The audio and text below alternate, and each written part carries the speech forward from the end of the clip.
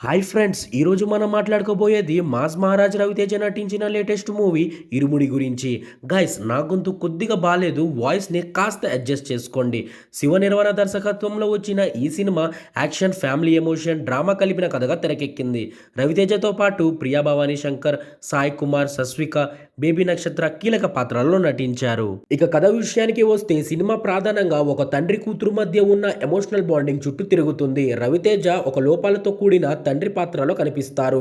గతంలో కొన్ని సమస్యలు ఉన్నప్పటికీ తన కూతురి కోసం మారాలని ప్రయత్నిస్తారు. కూతురి కోరికతో అయ్యప్ప దీక్ష తీసుకునే తండ్రి జీవితంలో ఆ తర్వాత ఎదురయ్యే పరిస్థితులు కథను మరో మలుపు తిప్పుతాయి.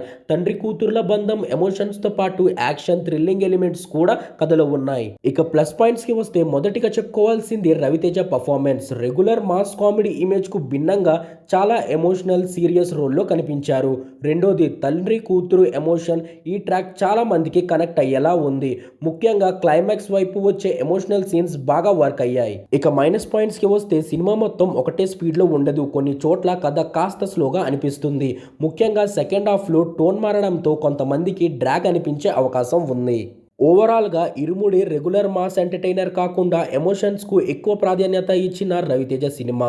రవితేజ పర్ఫార్మెన్స్, తండ్రి కూతురు బంధం, ఎమోషన్ సీన్స్ సినిమాకు ప్రధాన బలాలు. ఈ మూవీకి నేనిచ్చే రేటింగ్ 5/3.25 స్టార్స్. మీకు ఫ్యామిలీ ఎమోషన్స్తో పాటు సీరియస్ డ్రామా, యాక్షన్ సినిమాలు నచ్చితే ఇరుముడి ఒక్కసారి థియేటర్లో చూడొచ్చు. ఇలాంటి మరిన్ని తెలుగు మూవీస్ రివ్యూస్ కోసం ఛానల్ను సబ్స్క్రైబ్ చేసి వీడియోను లైక్ చేయడం మాత్రం మర్చిపోవద్దు.